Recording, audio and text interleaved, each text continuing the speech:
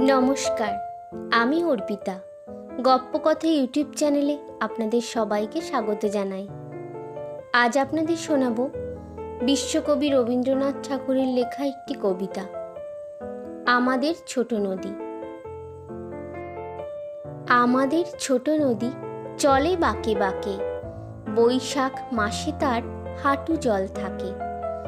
পার হয়ে যায় গরু, পার হয় গাড়ি, দুই ধার উঁচু তার, ঢালু তার বাড়ি।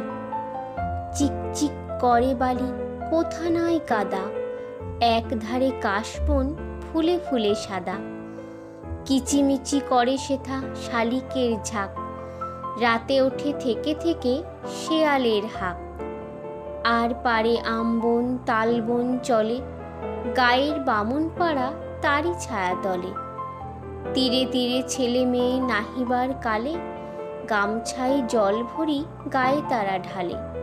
সকালে বিকালে কভু নাওয়া হলে পরে, আঁচলে ছাকিয়া তারা ছোট মাছ ধরে। বালি দিয়ে মাঝে থালা, ঘটিগুলি মাঝে, বধূরা কাপড় কেচে যায় গৃহকাজে। আষাঢ়ে বাদল নামে নদী ভর ভর, মাতিয়া ছুটিয়া চলে ধারা খরতর। মহাবেগে কলকল কোলাহল ওঠে, ঘোলা জলে পাকগুলি ঘুরে ঘুরে ছোটে।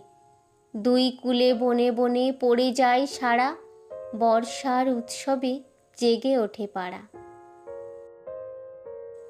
আজ আসি, ফিরে আসছি পরবর্তী পর্বে নতুন কোনো গল্প নিয়ে। আপনারা ভালো থাকবেন, সুস্থ থাকবেন। ধন্যবাদ।